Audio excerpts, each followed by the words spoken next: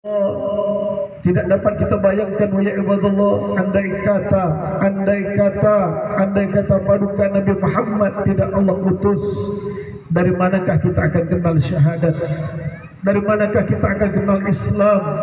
Dari manakah kita akan kenal syariat? Andai kata paduka Nabi Muhammad tidak diutus oleh Allah. Sekalipun ada nabi-nabi sebelum baginda Nabi Muhammad, tapi terutusnya Nabi Muhammad penyempurna, khataman nabiyyin, penyempurna terakhir para utusan Allah, penyempurna baginda Nabi Muhammad sallallahu alaihi wasallam. Ya ibadallah, sebelum kami sampaikan kalimat al-kalimatain, salah satu bukti anugerah besarnya hikmah barakah salawat kepada baginda Nabi Muhammad. Ya ibadallah, saya terkesan dengan nama tempat ini Kayangan. Kayangan ini satu kalimat yang sangat luar biasa, hampir mendekati bahasa-bahasa sastra. Kayangan, ya betul, bayangkan Kayangan ini tempat yang sangat indah, yang dekat dengan surga loka, yang orang di dalamnya tidak akan ada merasakan kebingungan di dalam Kayangan itu. Mudah-mudahan demikian adanya, amin ya rabbal. Terdahulu ya betul, orang mendengar nama Kayangan, Pak, sudah tidak mungkin rasanya kita sampai di tempat ini. Bayangannya tempat yang istimewa, yang sangat luar biasa.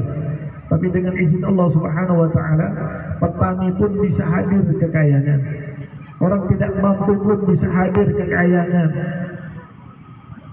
Para pedagang pun yang biasa hadir ke Kayangan. Berkat siapa juga? Berkat Nabi.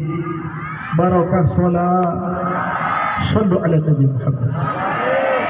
Ya ibadallah, kita kembali diberi kesempatan oleh Allah Subhanahu wa taala mengenang bagaimana besar jasa baginda Nabi Muhammad, bagaimana keteladanan baginda Nabi Muhammad, bagaimana kehidupan Rasulullah, satu-satunya al-insanul kamil, kamilun fi amalih, kamilun fi sifatih, kamilun fi khalqih wa khuluqih.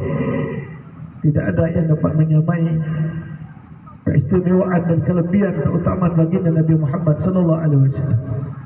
Maka ya ibadallah, bagaimana orang tidak akan sempurna hidupnya ketika meniru, mengamalkan sosok figur yang paling sempurna. Bagaimana insan manusia ya ibadallah tidak akan bahagia ketika dia meniru, mengidolakan insan yang selalu dianugerahi kebahagiaan oleh Allah Subhanahu wa taala. Makna bahagia ya ibadallah relatif, bukan berarti kekayaan, harta benda menjamin kebahagiaan seseorang. Tapi satu-satunya kalimat yang pernah terlontar dari lisan suci Nabi Muhammad dalam secara zahir kesederhanaan beliau ya ibadallah, kalimat baiti jannati. Jarang kita mendengar, Pak, dari seorang figur yang kaya raya, yang penuh dengan limpahan harta, belum tentu dapat mengucapkan kalimat ini. Mudah dikatakan wa abadullah, tapi berat untuk mengamalkan wa abadullah. Maka di antara orang-orang pecinta Nabi Muhammad sallallahu alaihi wasallam, di dalam satu makalah wa abadullah disebutkan i'mal amalu imri'in yadhunnu annahu lam yamut abadan. Ini adalah satu support kepada kita ya abadullah, bagaimana ulama terdahulu. Amalkan amalan kebaikan ya ibadallah, ri'in yadhunnu annahu lam yamut abadan, seakan-akan berprasangka kita tidak akan pernah meninggal seumurnya, selamanya tidak akan pernah meninggal, dengan artian bahwa kita dituntut untuk ibadah kepada Allah Subhanahu wa taala. Tetapi sebaliknya ya ibadallah, wahdar hadra imri'in yakhsha ayyamutu ghadan. Takutlah kita ya ibadallah, berhati-hatilah kita ya ibadallah, berhati-hati untuk melakukan kemaksiatan sekecil apapun. Bisa jadi ya ibadallah kita seakan-akan akan mati esok pagi atau esok hari. Ketika ya ibadallah itu terjadi, apa yang akan kita bawa? Apa yang kita bawa menuju Allah Subhanahu wa taala kalau bukan karena ada dasar mahabbah terhadap Nabi Muhammad. Ya ibadallah, bagaimana dicontohkan baginda Rasulullah sallallahu alaihi wasallam yang pasti Nabi Muhammad. Semalam kita sampaikan ya ibadallah, andai kata kita mau jujur dan mengkaji tentang sirah nabawi, tidak ada makhluk melebihi kekayaan Nabi Muhammad. Tidak ada insan yang dapat mengalahkan kekayaan Rasulullah Andai kata Nabi Muhammad mau menerima dan tidak menerimanya Nabi Muhammad karena umat, Pak.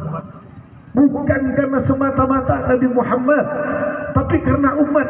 Setiap perilaku Nabi Muhammad ada tarbiyah kepada umat. Mengembalanya Rasulullah mengandung tarbiyah kepada umat. Menolaknya tawaran malaikat Jibril gunung dijadikan emas karena tarbiyah kepada umat. Seluruh perilaku Nabi Muhammad mengandung tarbiyah kepada umat, pembelajaran kepada umat. Rasulullah Abdullah semalam kita sampaikan, Pak, menolak, Pak, dengan bangga menolak dengan tawaran malaikat Jibril. Ya Abdullah, umatnya sudah seperti ini, Pak, sudah berlomba-lomba untuk urusan duniawi, tidak tanggung-tanggung, tidak sedikit, Pak, yang kita dengar ancam mengancam, bunuh membunuh, sikut mesikut, hanya urusan harta benda. Ya Abdullah, tidak demikian dengan Nabi Muhammad sallallahu alaihi wasallam. Bagaimana mungkin Nabi Muhammad akan tertarik dengan dunia? Sebagaimana sedikit kita simak yang disampaikan qasidah daripada Imam Al-Busiri, yang nama lengkap beliau adalah Syarifuddin Abu Abdillah Muhammad bin Zaid Al-Busiri rahimahullah. Bagaimana mungkin Rasulullah akan tertarik dengan dunia yang dikatakan oleh beliau, wa kaifa tatu ila dunya daruratuman laulahu takhrajat dunya min al-adami. Tidak mungkin Muhammad akan tertarik dengan dunia. Bagaimana mungkin Rasulullah akan tertarik dengan dunia? Karena keberadaan dunia, karena adanya baginda Nabi Muhammad sallallahu alaihi wasallam. Andai kata tidak dijadikan Nabi Muhammad, maka yang pasti tidak akan pernah Allah ciptakan alam semesta dan semuanya. Ya Allah, ada cerita luar biasa dari pecinta Nabi Muhammad yang disebut dengan Imam Al-Busiri. Imam Al-Busiri wa ya'badu sebelum mengarang Burdah atau Al-Barzanji, ya Abdullah, beliau dalam satu periwayatan wa Abdullah terkena penyakit yang begitu lama dialami beliau sampai mengalami kelumpuhan beliau. Maka di dalam lumpuhnya beliau, ya Abdullah, di dalam lumpuhnya beliau mengarang solawat, qasidah, ya Abdullah, sampai satu ketika beliau tertidur, ya Abdullah, dan bermimpi bertemu dengan Nabi Muhammad sallallahu alaihi wasallam. Maka di dekat Nabi Muhammad sallallahu alaihi wasallam dipanggillah Imam Busiri dalam mimpi, ra'a fil manam, agar membacakan qasidah tersebut di depan baginda Rasulullah. Tetapi ya Abdullah, ketika sampai kepada lafaz atau qasidah, fa mablaghal ilmi fihi annahu basyaran, maka terdiam dan tidak mampu melanjutkan Al-Imam Busiri pembacaan tersebut di depan baginda Nabi Muhammad. Maka yang menyempurnakan ya Abdullah bacaan tersebut adalah baginda Rasulullah sallallahu alaihi wasallam. Kenapa demikian? Orang-orang yang sufi yang cinta dengan Nabi Muhammad, ya Abdullah, jangankan memanggil namanya, menyebut basyarun saja, tanpa ada kelanjutan dari kalimat ini, orang dulu ya Abdullah tidak begitu gampang mengucapkan kalimat ini. Karena hakikat Nabi Muhammad basyarun khairul bashar. Nabi Muhammad bukan manusia biasa, manusia di atas manusia, ya Abdullah. Maka dengan demikian ya Abdullah dilanjutkan, disempurnakan kalimat ini oleh baginda Nabi Muhammad, wa annahu khairul khalqillahi kullihim. Nabi Muhammad yang menyempurnakan kalimat ini, bahwasanya Nabi Muhammad sebaik-baiknya ciptaan Allah yang meliputi dari segalanya. Rasulullah sallallahu alaihi wasallam. Ya Abdullah, kemudian diusap oleh Nabi Muhammad, diusap wajah Al-Imam Busiri, kemudian ya Abdullah diselimuti oleh sebagian periwayatan menyatakan oleh jubah baginda Nabi Muhammad. Walaupun makna burdah itu masih banyak versi makna-makna burdah, bukan bermakna jubah, ya Abdullah.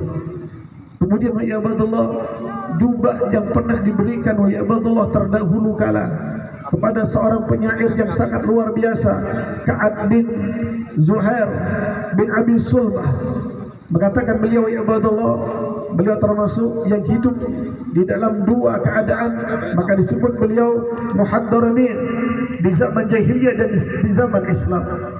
Kemudian ya Abdullah, lama yang pernah diberikan oleh Nabi Muhammad kepada beliau berupa jubah, sampai satu ketika ya Abdullah dalam periwayatan yang singkat ya Abdullah, kemudian jubah itu kemudian dijual oleh beliau dengan seharga kurang lebih sekitar 20 dirham.